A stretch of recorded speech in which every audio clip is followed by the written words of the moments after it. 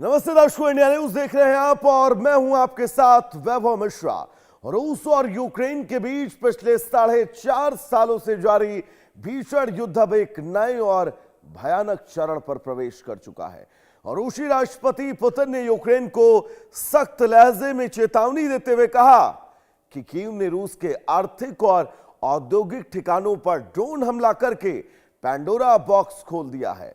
Putin का इशारा हाल ही में रूसी तेल रिफाइनरियों, रिहायशी, लॉजिस्टिक और वेयरहाउस पर हुए यूक्रेन के हमलों की तरफ था। अब रूस ने ऐलान किया है कि वो यूक्रेन के सबसे संवेदनशील आर्थिक क्षेत्रों को निशाना बनाकर करारा जवाब देगा। हालांकि इस कड़े रुख के साथ ही पुतिन ने एक बार फिर दोहराया है कि रूस कूटनीतिक बातचीत के लिए तैयार है, लेकिन वो वार्ता केवल मौजूदा जमीनी हकीकत के आधार पर ही संभव हो पाएगी। यानी यूक्रेन के जिन लगभग 20% हिस्सों पर रूसी सेना का कब्जा है उसे स्वीकार करना होगा।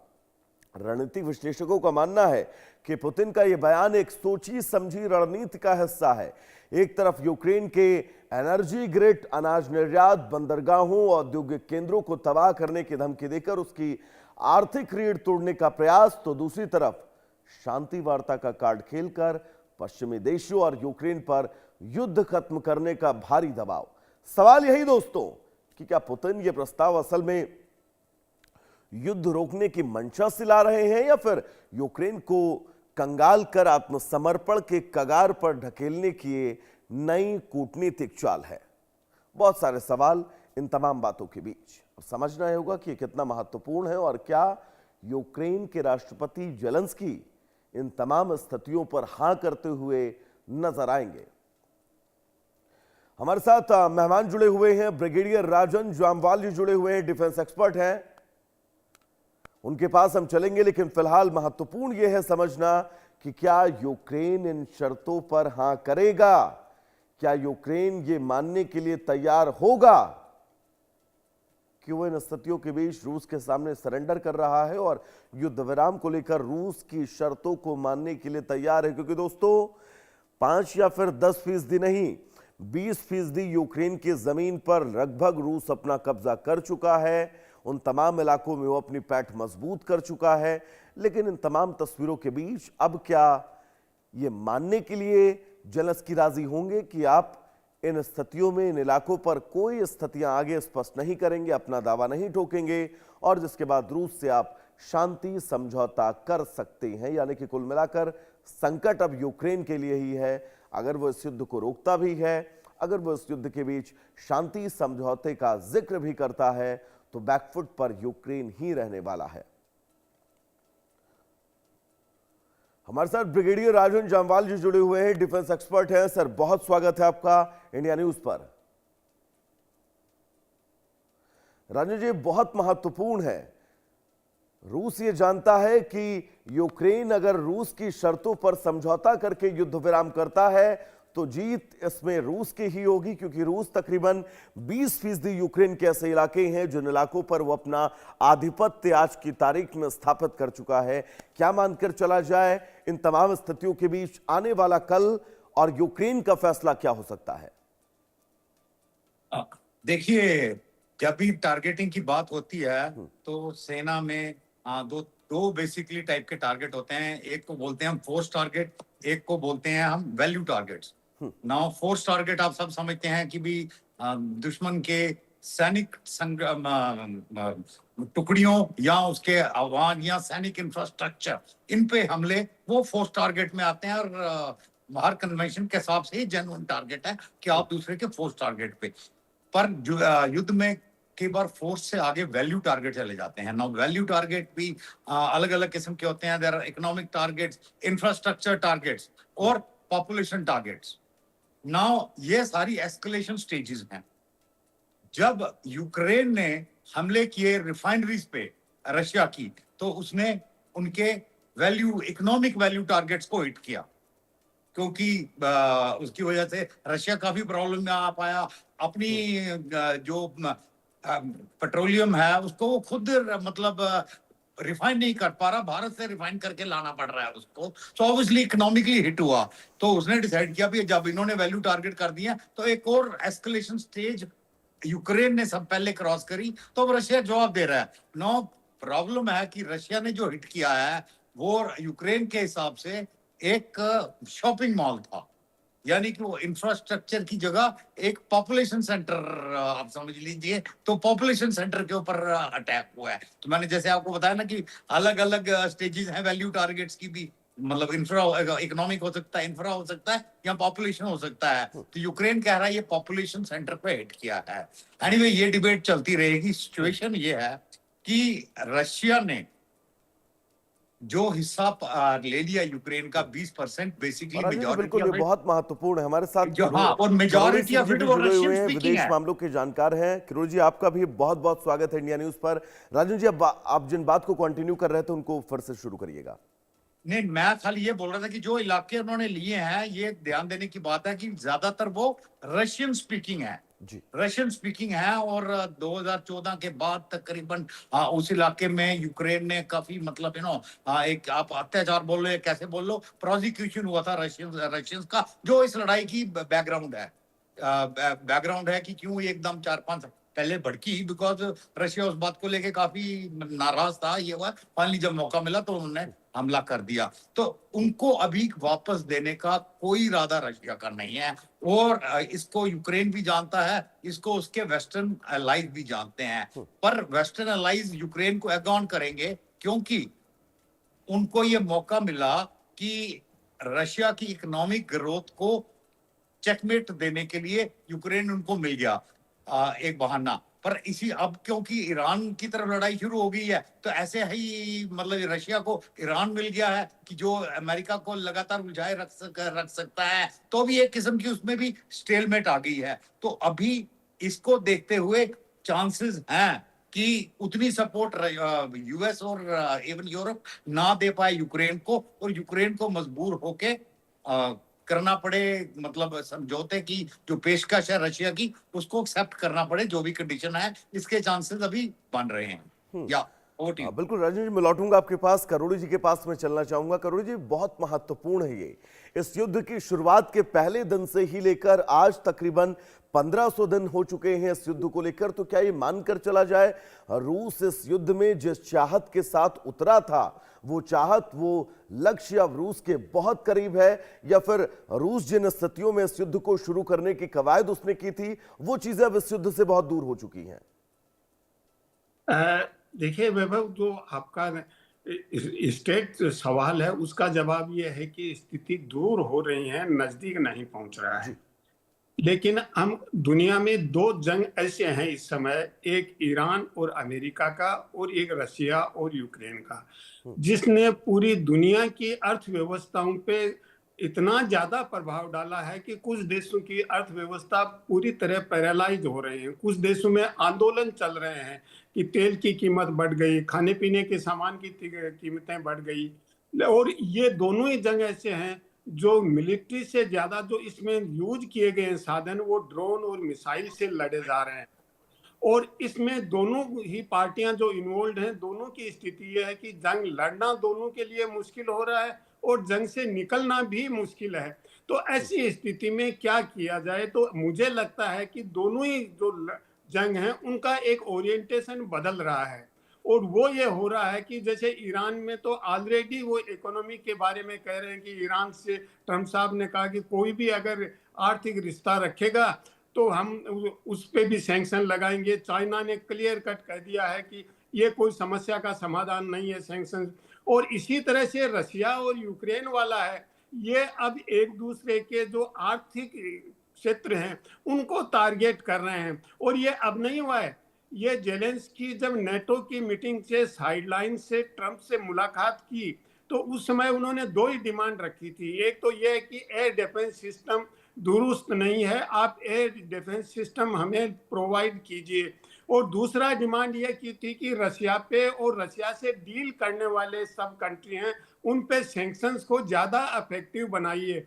और वही डिमांड जब नेतन्याहू और जेलेंस्की दोनों एक ही दिन व्हाइट हाउस में ट्रंप से मिले, उस समय भी जेलेंस्की ने यही डिमांड रिपीट की थी कि रशिया पे सैंक्शंस लगाया जाए, और इसीलिए अब रशिया और यूक्रेन दोनों ही एक दूसरे के जो आर्थिक क्षेत्र हैं उन पे अटैक कर रहे हैं कि आर्थिक दृष्टि से अंदर से पैरालाइज कर दिया जाए और बाहर से सैंक्शंस लगा दिया जाए। तो ऐसी स्थिति में जेलेंस्की साहब ने एक और प्रयास किया कि कैस्पियन सी में ईरानियन शिप पे अटैक किया, और उसका उद्देश्य यह था कि दोनों जंग हैं उनको मिक्सअप कर दिया जाए, मिला दिया जाए, और अगर मिल जाएगा तो अमेरिका को डायरेक्ट सम्मिलित होना पड़ेगा यूक्रेन वार में, क्योंकि अभी तक अमेरिका यूक्रेन और रशिया वार से परहेज कर रहा है, प्रत्यक्ष रूप से इन्वॉल्व नहीं हो रहा है। तो जिस तरह से इजराइल ने अमेरिका को ईरान के साथ वेस्ट एशिया की लड़ाई में घसीटा है, उसी तरह से जेलेंस्की चाहते हैं। लेकिन अमेरिका इस समय इस वार में नहीं आना चाहता, वो ईरान के फ्रंट पे ही लड़ना चाहता है।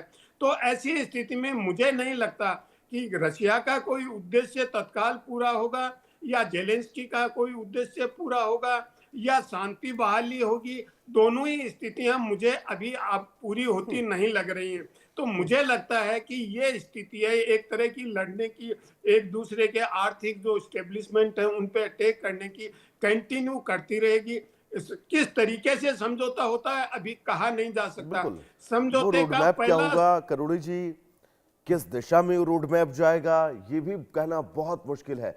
ब्रिगेड साहब, मैं आपके पास आना चाहूंगा। इन स्थितियों, इन हालातों के बीच रूस ने यूक्रेन के अब तक के जिन तकरीबन 20% इलाकों पर अपना कब्जा कर रखा है, वो इलाके यूक्रेन के लिए कितना महत्वपूर्ण रणनीतिक तौर पर थे, और अगर रूस उन पर कब्जा लगातार जारी रखता है तो रूस को क्या क्या फायदा उन इलाकों से हो सकता है? राजन जी। अच्छा, आप मेरे से पूछ रहे जी, जी। हैं। देखिए, मैंने आपको पहले ही बताया कि वो इलाके जो उन्होंने कैप्चर किए हुए हैं ज्यादातर रशियन स्पीकिंग है, तो एक एथनिक कंटिन्यूटी है रशिया के साथ, और रशिया की क्लेम लाइन इसके ऊपर डिपेंड भी कर रही है कि वे रशियन स्पीकिंग है। ये गलती से यूक्रेन के पास थे, और उनपे क्योंकि यूक्रेन में अत्याचार कर रहे थे तो हमने ये इलाके वापस अपने पास ले लिए हैं। ऑब्वियसली इलाका मतलब उसकी जो मिनरल्स हैं, बाकी इसमें इंफ्रास्ट्रक्चर वगैरह है, उसका फायदा होगा रशिया को। बट ज्यादा सवाल उनका कंटिन्यूड एथनिसिटी का है, जिसके ऊपर उन्होंने अपना ये क्लेम रखा है कि ये हम इलाके वापस नहीं करेंगे। देखिए, दूसरा यूक्रेन की जहां तक बात है उसको एक समझने की जरूरत है कि इस वक्त ना अमेरिका ना यूरोप उसको और ज्यादा एयर डिफेंस देने की क्षमता रखता है, क्योंकि वो सारे रिसोर्सेज डाइवर्ट हो रहे हैं ईरान वॉर की तरफ। इनफैक्ट जो उसके साउथ कोरिया, जापान वगैरह में भी रिजर्व थे, वो भी उन्होंने उठा के और यूरोप के रिजर्व वो उठा के ईरानियन थिएटर में ले गए हैं। यूक्रेन ने काफी हद तक कंपनसेट किया है अपनी ड्रोन टेक्नोलॉजी को इंप्रूव करके, और काफी मतलब नए ड्रोन बनाए हैं जो काफी इफेक्टिव भी रहे थे। काफी इम्प्रोवाइजेशन का यूक्रेन ने दिखाया कि भी किस प्रकार इम्प्रोवाइजेशन करके आप अटैक कर सकते हैं। पर ये आंसर्स नहीं है एयर डिफेंस के लिए, क्योंकि जी उनके पास अभी इस वक्त एयर डिफेंस की बहुत कमी है। तो रशिया जब हिट करता है, इट कैनॉट मतलब काफी ज्यादा नुकसान होता है, वेयर इनको बहुत ज्यादा हमले करने पड़ते हैं रशिया के ऊपर, तो majority of attacks Russian air defence hold कर लेता है, कुछ निकल जाते हैं जो आगे जाके नुकसान करते हैं। तो ये पॉइंट ध्यान में देखने की जरूरत है, क्योंकि इसकी वजह से अभी यूक्रेन के ऊपर प्रेशर बढ़ता जाएगा। पर क्या वो प्रेशर इतना ज्यादा हो जाएगा कि यूक्रेन समझौते की तरफ बढ़े? उसको कहना अभी मुश्किल। या बिल्कुल करुण जी, मैं आपके पास आना चाहूंगा, क्योंकि आप याद करिए जब इस युद्ध की शुरुआत हुई थी, इस युद्ध के शुरुआत के बीच जब लगातार हम तमाम पैनलिस्ट से अपने बात करते थे और खबरें आती थी कि कीव तक पहुंच गई है रूस की सेना ने जमीनी सैन्य अभियान शुरू कर दिया है, कीव पर किसी भी वक्त कब्जा हो सकता है, जापोरिजिया पर लगातार रूस की सेना अटैक कर रही है, क्योंकि रूस का जो रक्षा तंत्र है वो यूक्रेन की तुलनात्मक दृष्टिकोण से अगर मैं देखूं तो बहुत मजबूत है। इन हालातों के बीच अगर वो 100% अटैक पूरी क्षमता के साथ यूक्रेन पर करता तो मुश्किल से 15-20 दिन के अंदर यूक्रेन को पूरी तरह से घुटने पर लाकर खड़ा कर सकता था। लेकिन रूस जिन स्थितियों के बीच इस युद्ध को उसने लंबा घसीटा और अब जो हासिल करना चाह रहा था उस दिशा में आगे बढ़ता हुआ नजर आ रहा है। देखिए वैभव, इतिहास एक चीज हमें सिखाता है, जी। वो ये है कि कोई भी देश की सेनाएं, चाहे एक छोटा देश हो, छोटे देश पे बड़ा देश अटैक करे, हम्म। बॉर्डर पे लड़े, वहां तक ठीक है, वो सफल हो सकती हैं। जी। लेकिन आंतरिक मामले में बूट्स ऑन ग्राउंड आ गए हैं तो वो कभी सफल नहीं हुए हैं। छोटे से छोटा देश है, उस पर भी कंट्रोल नहीं कर पाई है सेना। ये हमें इतिहास सिखाता है। बिल्कुल तो सर। रशिया यूक्रेन में कितना ही अंदर घुस जाए, लेकिन मुझे नहीं लगता कि यूक्रेन को पूरी तरह से डिफीट दे पाएगा, पूरी तरह से कंट्रोल कर पाएगा। दूसरा आयाम यह है कि देखिए, जब तक नेटो और अमेरिका यूक्रेन के समर्थन में डायरेक्ट लड़ने के लिए रशिया से तैयार नहीं हो, रशिया को डिफीट नहीं दी जा सकती। तीसरा यह है कि नेटो ये भी चाहता है कि यूक्रेन पूरी तरह से डिफीट न हो, यूक्रेन निरंतर रूप से रशिया से लड़ता रहे, क्योंकि यूरोप को रशिया फोबिक आज से नहीं है, यूरोप बहुत पहले से रशिया फोबिक है। इवन वर्ल्ड वार में रशिया, जिस समय यूएसएसआर था, वो और वेस्टर्न यूरोप के कंट्री सब एक साथ थे, फासिस्ट फोर्स के अगेंस्ट में लड़ रहे थे, लेकिन दोनों में ही समझ नहीं थी, दोस्तों के एक साथ लड़ रहे थे। और इसीलिए 1945 में ही ऑपरेशन अनथिंकेबल शुरू कर दिया था ब्रिटेन अमेरिका ने मिलके यूएसएसआर के अगेंस्ट में। तो जो रशिया फोबिक एटीट्यूड है यूरोप का, उसकी वजह से वो ये नहीं चाहेंगे कि यूक्रेन हार जाए पूरी तरह से। जहां तक टेरिटोरियल मामला है, देखिए मुझे नहीं लगता कि रशिया खाली करेगा, और ये टेरिटोरियल मुद्दा यहाँ नहीं, वेस्ट एशिया में भी है। और इसीलिए अमेरिका ने डिक्लेयर कर दिया कि होर्मुज तो अमेरिका की टेरिटरी है। इजराइल है, वो गाजा का और लेबनान का समझौता होने के बाद भी, सीज फायर होने के बाद भी विड्रा नहीं कर रहा है टेरिटरी से। और इसी तरह से वेस्ट बैंक में भी इजरायली सेटलर्स हैं, वो अलग अलग जो गांव हैं उनको कंट्रोल कर रखा है। और उसको लेके जो यूरोप के कंट्री हैं, फ्रांस, जर्मनी, वो भी इजराइल पे सैंक्शन लगाने की बात कर रहे हैं कि वेस्ट बैंक में जो इजराइल कर रहा है वो सही नहीं है। तो टेरिटोरियल मुद्दा तो रहेगा। अगर समझौता भी होता है तो टेरिटोरियल मुद्दा एकदम से नहीं सुलझ पाएगा। समझौता इतना हो सकता है, सीज फायर हो जाए और उसके बाद बातचीत चले, और बातचीत कोई एक हफ्ते में, 2 हफ्ते में टेरिटोरियल मुद्दे को नहीं सुलझा पाएगी। तो मुझे लगता नहीं कि रशिया पूरी तरह से खाली करेगा, इजराइल पूरी तरह से खाली करेगा, या अमेरिका ईरान की किसी टेरिटरी पे पूरी तरह से कब्जा जमा लेगा। तो इन सभी स्थितियों में टेरिटोरियल मुद्दा बना रहेगा, और अभी हार और जीत की स्थिति किसी भी जंग में बनने की नहीं बन रही है। तो मुझे लगता है कि ये कॉन्फ्लिक्ट थोड़ा और चलेगा, और इसमें अगर एस्कालेट होता है तो पूरी दुनिया के लिए संकट बढ़ जाएगा। ऑलरेडी दुनिया संकट में है, क्योंकि टर्की और इजराइल में भी, उधर सीरिया में जिस तरह इजराइल ने टर्की के असेट्स पे, एयर बेस पे अटैक किया है, सीरिया में तो टर्की मैनेज करता है। तो ऐसी स्थिति में मुझे लगता है एस्कालेट हो सकती है स्थिति। तो अब किस दिशा में जाता है यूक्रेन और रशिया का जंग, ये कह नहीं सकते, लेकिन मुझे नहीं लगता कि तत्काल कोई समझौता होगा। इस समय कोई मीडिएशन के एफर्ट भी नहीं चल रहे हैं। सबसे अच्छा मीडिएशन एफर्ट था जब जंग शुरू हुआ था, और उसके कुछ हफ्ते बाद टर्की ने मीडिएट किया था, और जेलेंस्की की टीम थी वो एग्री हो गई थी। लेकिन यूरोप नहीं चाहता था कि ये समझौता हो, जंग रुके।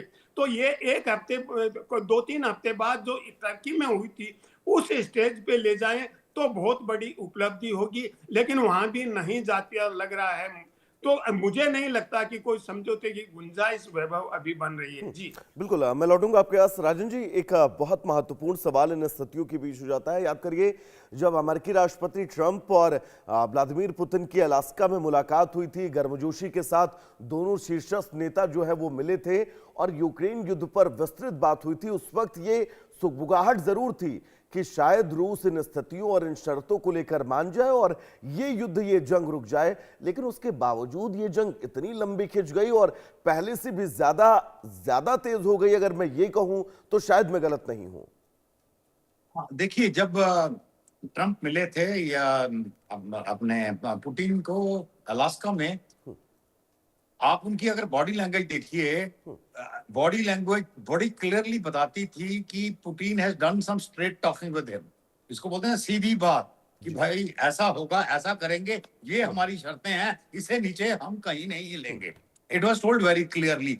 बाकी फोटो ऑप्स होते हैं, ठीक है, हाथ मिला के एक दूसरे को गले लगना, वो सारा ठीक है, बट क्लियर पुतिन ने अपना स्टैंड बता दिया था कि हम इससे नीचे नहीं हटेंगे, यहां तुम करा सकते हो कुछ, आप करा लो। और शायद ट्रंप ने कोशिश भी करी, उसने जेलेंस्की को बुला के धमकाया भी, मतलब बेइज्जती करी, सारा कुछ करा, पर एंड ऑफ द डे जंग नहीं रुकवा पाए, बिकॉज जेलेंस्की के लिए भी ये एक सर्वाइवल है। सर्वाइवल बिकॉज जब से जंग शुरू हुई है, यूक्रेन में कोई इलेक्शन नहीं है हुए, कुछ नहीं हुए, जो बिना इलेक्शन के जेलेंस्की लगातार खींचे जा रहे हैं, क्योंकि उनके पास बहाना है कि जंग के बीच में हम इलेक्शन कैसे कैसे कराएं। तो उनके लिए भी सर्वाइवल का सवाल है कि ये अगर जंग रुक जाती है तो जैसी जंग रुकेगी सबसे पहले काम होगा यूक्रेन में इलेक्शन कराने पड़ेंगे, बिकॉज ऑलरेडी ओवरड्यू है, इनफैक्ट डबल टर्म होगी उनकी जेलेंस्की की। तो ये सारी कॉम्प्लिकेशन को देखते हुए, दूसरा यूरोप और यूएस के अंदर सामंजस्य नहीं था। Europe wanted Ukraine to continue because जो ग्रेट बियर का जिसको बोलते हैं रशिया का जो डर है पिछले कई दशकों का, जो यूरोप के मन में है कि अगर रशिया कमजोर नहीं हुआ तो ये एक दिन यूरोप को खा जाएगा, तो वो डर है। उसके लिए वो चाहते थे कि ये लड़ाई यूरोप चाहता है चलती रहे, पर अभी क्यों, मैं इसलिए बोल रहा हूँ कि चांसेस जेलेंस्की के झुकने के इसलिए हो रहे हैं क्योंकि ना यूएस ना यूरोप इस पोजीशन में है कि जेलेंस्की को ज्यादा सपोर्ट कर सके, और जेलेंस्की इंटरनली ऑलमोस्ट बैंकरप्सी के ऊपर है। इनफैक्ट जो वो हथियार खरीद रहे हैं रशिया और यूरोप और अमेरिका से, ये सारे फ्यूचर पेमेंट के बेस पे हैं।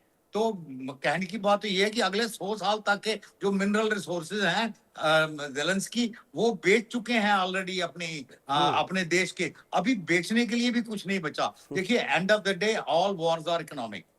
आपके पास जेब में पैसा चाहिए लड़ने के लिए, पैसा नहीं है तो आप नहीं लड़ सकते हैं। वो पैसा यहाँ आपको खुद निकालना पड़ेगा, यहाँ आप किसी से मांगेंगे, वो इंटरेस्ट के साथ सूद पे देगा आपको, बोलेगा कोई बात नहीं, बाद में दे देना, और गिरवी कुछ रख लेगा। This is exactly what has happened. पर उसकी एक लिमिट होती है, आप कितना गिरवी रख सकते हैं, जितना आप रख सकते हैं उतना जेलेंस्की रख चुका है। अभी उसका जो एक्सटर्नल सपोर्ट है, क्योंकि वो वीकन होगा, तो अब इकोनॉमिक मींस वॉर कंटिन्यू करने के उसके पास कम होते जाएंगे। जो उसने आपकी बातों से जुड़ा एक सवाल मैं करोड़ी जी के पास लेकर जाना चाहूंगा। करोड़ी जी, जब यूक्रेन ने इस युद्ध की शुरुआत की और यूक्रेन और रूस के बीच ये युद्ध शुरू हुआ, उस वक्त कहा यह जा रहा था कि यूक्रेन के अंदर राजनीतिक अस्थिरताएं बहुत ज्यादा हैं और जेलेंस्की को कहीं ना कहीं से ये डर है कि उनकी सत्ता जा सकती है, जिसके चलते वो इस युद्ध में कूद पड़े और लगातार वो इस युद्ध में पिछले 4.5 साल से जो है वो लगे हुए हैं। ऐसे में क्या ये यूक्रेन की सत्ता पर काबिज रहने के लिए वो ये चाहेंगे कि युद्ध लंबे वक्त तक खींचे, उनको चुनाव में न जाना पड़े? देखिए, मुझे नहीं लगता कि वो ये चाहते हैं कि जंग लड़ा जाए, तो एग्जॉस्ट हो चुके हैं। जैसा राजन सर ने कहा कि आर्थिक स्थिति बहुत खराब है, सस्टेन करना मुश्किल है, लेकिन दूसरी तरफ जो यूरोपियन कंट्रीज हैं वो ये भी नहीं चाहेंगे कि यूक्रेन पूरी तरह से सरेंडर कर दे, और ऐसी स्थिति है कि चुनाव इस समय हो नहीं सकते। तो यूरोपियन कंट्रीज के सामने एक ही विकल्प है कि जेलेंस्की को किसी न किसी रूप में कंटिन्यू करवाया जाए, क्योंकि अगर ये सरेंडर कर देते समय जो है वो थोड़ा सा इजाजत नहीं दे रहा है। फिलहाल आप दोनों मेहमानों का बहुत बहुत शुक्रिया इन तमाम जरूरी जानकारियों को हमारे दर्शकों तक पहुंचाने के लिए। सीधा आपको ले चलेंगे लखनऊ, जहां पर मुख्यमंत्री योगी आदित्यनाथ इस वक्त लोगों से संबोधित कर रहे हैं।